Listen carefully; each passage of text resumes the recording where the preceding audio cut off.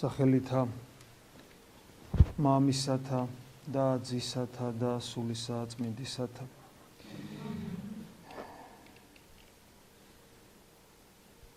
ჩვენ დაახლოებით თეორიულად მაინც ვიცით. ყოველდღიურობაში რაში ვლინდება ჩვენი სულიერი ცხოვრება. მაგალითად თუ დღეს აღმოკითხულ 60 ქულოს დავესესხებით გალატელთა მიმართ ეპისტოლე, ძალიან საინტერესოა პავლე მოციქულის ეპისტოლები და გალატელთა მიმართ ეპისტოლეს ეს მეხუთე თავი საკმაოდ მნიშვნელოვანია. ჩვენ ვკითხულობთ, როგორ უნდა ვიცხოვროთ, რომ არ უნდა განვიკითხავდეთ სხვას, იმიტომ რომ ჩვენ ყველას ერთ და იგივე ბუნება გვაქვს და ზუსტად იგივე ცოდვაში შეიძლება აღმოჩნდეთ, იგივე მდგომარეობა გქონდეს, უпроსორად გვაქვს კიდევაც და ვერ ვხედავთ. პირიქით, თუ დავინახავთ მოყვასის სისუსტეებს, უნდა ვიტვირთოთ და ჯული ქრისტეს იესრეთ აღვასრულოთ, როგორც დღეს აღმოგვიკითხეს. ეს ამგვარი ცხოვრება, რა თქმა უნდა, იოლი არ არის. იმისათვის, რომ ჩვენ შევძლოთ განუკითხველად ყოფა და სხვისი არ განკითხვა. იმისათვის, რომ ჩვენ შევძლოთ საკუთარ თავში მოძიება იმისა, რასაც ჩვენ სხვაში ასე და ამგვარად იოლად ვხედავთ, საჭიროა ღვაწლი და ამაზეც მიგვანიშნავს დღეს პავლე მოციქული, რომ ქრისტიანებმა თავისი ხორცი ჯვარს აცვეს. ეს ძალიან ბევრ რამეს ნიშნავს.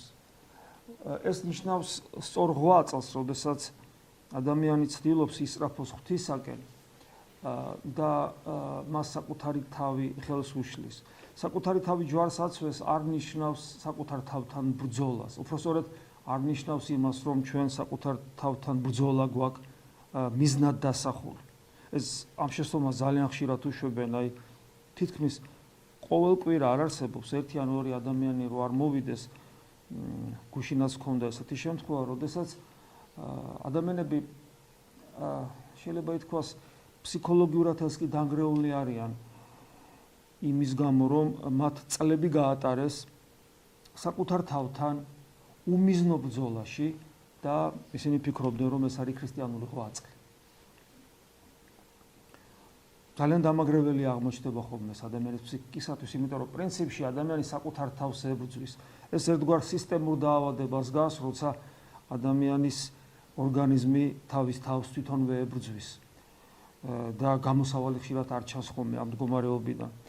აი დაახლოებით ამგვარი რაღაც ემართება ადამიანს, იმიტომ რომ შენ ხარ ეს და შენ თავს რო ებრძვი თან აი ამ ჩაკეტილ სისტემაში და წრეში გამოსავალი მხოლოდ ერთადერთია შენი ფსიქიკის დანგრევა და მოსვლა. და ჩვენ ყოველთვის ვეუბნებით ხოლმე ასე დროს ადამიანებს, რომ მიზანი არ არის საკუთარ თავთან ბრძოლა, ანუ თვითგვემა, საკუთარი თავის ჯვარცმა, მიზანი სხვა რამეა. ხოლო აი მთავარ მიზანს შედეგად მოსდევს საკუთარ თავთან ბრძოლა, ოღონ ამ შემთხვევაში შენ მარტო აღარ ახარ. უпроსორად შენ არც კი იბრძვი, არამედ შენს მაგივრად, შენთან ერთად და შენს მაგივრად იბრძვის განკაცებული ღმერთი უფალი ჩვენი იესო ქრისტე. და აი ამ დროს უკვე ეს ჯვარცმა საკუთარი თავისა არის ის ქრისტეს მიერი ჯვარცმა, რითაც ჩვენ მარჯვნივ ყოფ ავაზაკს ვემსგავსებით. სხვანაირად მარცხნივ ყოფ ავაზაკს დავემსგავსებით და მხოლოდ გავბოროტდებით და ქრისტეს დავკარგავთ. და თუ ადამიანი აი ესე სწორად იცხოვრებს, მაშინ იგი ემსგავსება განკაცებულ ღმერთს და ის ჩამონათვალე გალატელთა მიმართ ეპისტოლეში, რაც არის, ხშირად ვახსენებთ ხოლმე მეხუთე თავის ბოლოს, აი თუ რა არის ნაყოფი სულიწმინდისა, როცა ჩვენ სათნოებებს მოვიხვეჭთ. აი სათნოებები ჩამოთვლილია და აი ამ სათნოებების ჩვენში გამრავლება არის ის ჭეშმარიტი ნაყოფი სულიერი ცხოვრების, რითაც კიდევ ვიმეორებ ჩვენ სწორედ ჩვენს განკაცებულ ღმერთს მაცხოვარს ვემსგავსებით. და აი დღეს სახარებაში აღმოკითხული მათე სახარებიდან თუ ეს უფლის სიტყვები თუ როგორ უნდა ცხოვრობდეთ.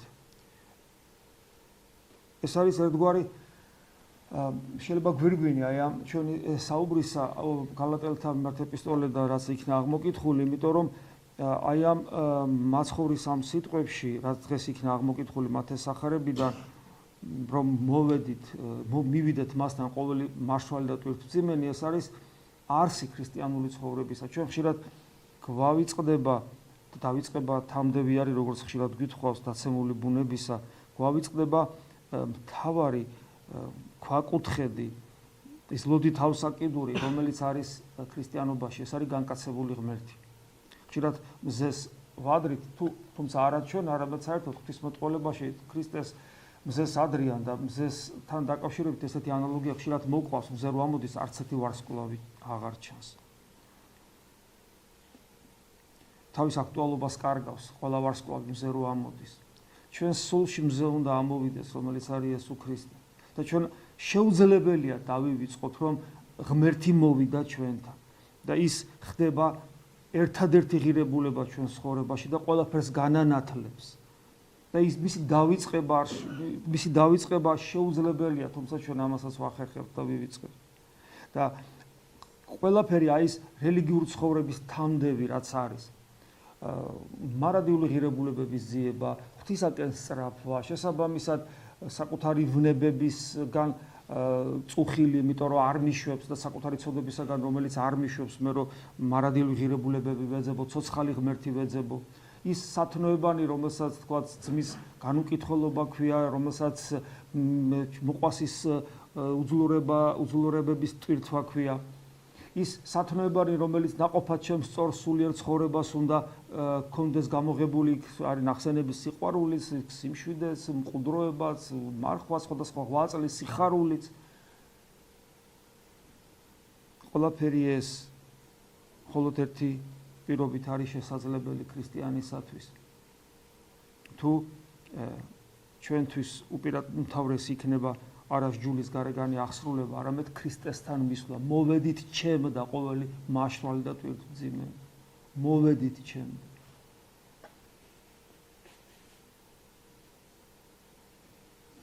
ზოგადად ლოგიკურად ასე ვიფიქროთ, ღმერთია მართლაც ყველაფერი, როგორ შეიძლება მორწმუნე ადამიანმა ისე იცხოვროს, რომ ღმერთი თითქოს არ არის. მაგრამ მას შემდეგ, რაც ღმერთი გაანკაცდა და მოვიდა, მას შემდეგ, რაც მან თავის თავში ადამიანური ბუნება განადიდა, რის შედეგადაც ღირსნი გავხდით სულიწმინდა ღმერთის გარდამოსulis. სულიწმინდა ღმერთი, რომელიც გვასწავლის ის, რაც გვამცნო უფალმა და რომელიც ჩვენში ქრისტეს განადიდებს. ჩვენ არ შეგვიძლია აი ეს თეორია, რომელიც ვიცით, რომ ღმერთი მოვიდა ადამიანად, რა თქმა უნდა, ის უნდა განვადიდოთ ჩვენში, ჩვენ ამის თეორიული აღქმა და განცდა. ყოველ შემთხვევაში ეს თეორიული განცდა, თეორიული ცოდნა არაფერს იძლევა. ის უნდა გაცოცხლდეს რეალური დიდებით. და უფალი გვასწავლის წმინდა წერილში, რომ როცა სულიწმინდა მოვა ჩვენში და ის მოსულია ჩვენში, პოტენციურად ყოველ შემთხვევაში ჩვენში არის, მან მე მადიდოს, ესე ამბობს. ანუ ჩვენ და პავლე მოციქულიც ამას ხას უსვამს, რომ სულიწმინდა თავად გვასწავლის, როგორ ვადიდოთ ღმერთი, მან მე მადიდოს. ანუ ჩვენში რეალურად დიდება განკაცებული ღმერთისა შესაძლებელია სულიწმინდა ღმერთის მიერ, რომელიცაც ჩვენ გული უნდა გაუხსნათ. და ეს დიდება არის ცოდნა და მცნობელობა ღმერთის. არავინ იცის მამა გარდა ძემან, უფალი გვასწავლის. და ასევე იმან იცის, ვისაც გამოუცხადებს. ამიტომ ყველაფერი ეს საბოლოო ჯამში მიდის ჩვენი განხთობისკენ, ანუ მამის ცნობისაკენ. ადამიანი ცნობს მამას. კი არ იცის თეორიულად ცნობს მამას, ანუ რას ნიშნავს პიროვნების ცნობა, მასთან პიროვნულ ურთიერთობას. როგორ შეიძლება ღმერთთან პიროვნული ურთიერთობა თუ არა მამაშვილურისა და ჩვენ ესეც ვამბობთ, რომ მამას უწოდებთ მას.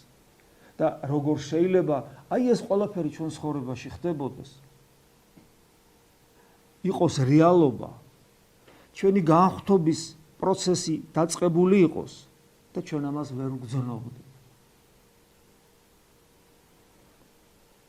ესეც გვასწავლიან წმინდა მამები, ახალ ღვთისმეტყველს საოცარი გამონათქვამები აქვს ამ მიმართულებით არაერთ გზის. ნუ რა ვინ იტყვის, რომ ღმერთის განცდა არის შეუძლებელი. ნუ რა ვინ იტყვის, ხას უსვავს, აი მრავალზის, რომ ღმერთის ნახვა არის შეუძლებელი. პირიქით ის ამბობს, რომ თუ არ არის ეს განცდა, მაშინ ჩვენ ქრისტიანებიც არა ვართ. კიდევ მეორე, ნახეთ რა ხდება ჩვენში, ჩვენ ერთი უბრალო საცდავი ქმნილი არსებანი ღვთის შვილები ვხდებით და ჩვენ შეიძლება რომ ეს არ განვიცადოთ და თუ ჩვენ მას არ განვიცდით, ჩვენ სულიერ ცხოვრება ჩვენ არც დაგვიწყია. ასე რომ ის მოცემულობა, რაც არის და რაც ჩვენ მივიღეთ რწმენით, ეს ყველაფერი ჩვენში გავაცოცხლოთ. თორე ამ მოიქნება ჩვენი სარწმუნოება. მაგრამ მე დარწმუნებული ვარ, რომ თითოეული ჩვენგანი ხშირად ვიმეორებ ამას, რომლებიც აქ გავართ და საათებს კი არა, შეიძლება ითქვას მთელ ცხოვრებას ვწირავთ ღვთის სახურებას. უამრავ რამეს ვიკლებთ ამ ქვეყნიურს, არაფრად მიგვაჩნია. ჩვენ ვსწავლობთ, რომ ჩვენ ცხოვრებაში გავიმარჯვოთ ამ ქვეყნიურ არსებობაზე, იმ ტიპის არსებობაზე, რომელსაც ცოდვიანი არსებობა ქვია, ცოდვაში ყოფობა ქვია. მოვკლათ ჩვენში ეს დაცემული ბუნება. ფაქტობრივად ჩვენ ვცდილობთ, რომ ჩვენში ახალი სიცოცხლე შემოუშვათ. ყველაფერს ვაკეთებთ ამისათვის. მე დარწმუნებული ვარ, რომ ეს მხოლოდ მაშინ არის შესაძლებელი, თუ ადამიანი ასე მიზანმიმართულად მიდის ამ გზით, თუ მას განუცდია ცოცხალი ღმერთი საკუთარ თავში. ოღონდ არ დავკმაყოფილდეთ იმ განცდით, იმ პატარა განცდით, რაც ჩვენ გააქვს, იმ პატარა გამოცდილებით ღმერთთან ურთიერთობისა, რაც ჩვენ გვაქვს. არამედ ჩვენ ვეცადოთ, რომ ის გავაძლიეროთ, მისი გაძლიერება, მისი გამრავლება არის პროცესი, რომელიც დაუსრულებელია. ღირს ამისთვის სიცოცხლე. და ამისთვის ღირს სწორედ სიცოცხლე და სხვა არაფრისთვის. შეგვეციოს უფალი, შეგვეციოს ყველა წმინდანი, რომლებმაც ეს გზა გაიარეს, ყველა წმინდას ეს გზა გავლილი, ყველა მოწამეს ეს გზა გავლილი. და ქრისტიანული ცხოვრება ეს არის სწორედ მოწამეობა, ან სისხლით, ან ღვაწლით, ან ოფლით, ყოველდღიურობით დავამოწმოთ, რომ დიახაც ღმერთი მოვიდა. და ესე რა თქმა უნდა, ჩვენ ვერ ვიტყვით არაკორექტულიც არის და თან სამწუხაროდ არა ვართ ამ მდგომარეობაში, მაგრამ იდეაში ესია. უფალიც გვასწავლის ამას, რომ ნათელნი ვიყოთ ამას ოფლისა, ჩვენ რომ დაგვინახავენ წესით ადამიანებს უნდა მოუნდეთ ღმერთის ძიება და დიდება. იმიტომ რომ ჩვენი დანახვა მათში არანაირ ეჭვს აღარ უნდა იწვევდეს იმაში, რომ ღმერთი არის თან ჩვენთან მოსული. ეს არის მოწამეობრივი ცხოვრება. ეს არის სწორი ცხოვრება. ჩვენ რა თქმა უნდა შორს ვართ ამისგან სამწუხაროდ. მაგრამ წმინდა მამებს მაინც დაუჯეროთ, წმინდა წერილს მაინც დაუჯეროთ და ვეცადოთ, რომ ეს ყველაფერი ჩვენში გავაცოცხლოთ. ამინ. მადლი უფლისა ჩვენისა იესო ქრისტესის და სიყვარული ღმრთისა და მამისა და ზიარება სული საწმინდისა იყოს თქვენ ყოველთა თან. ამინ.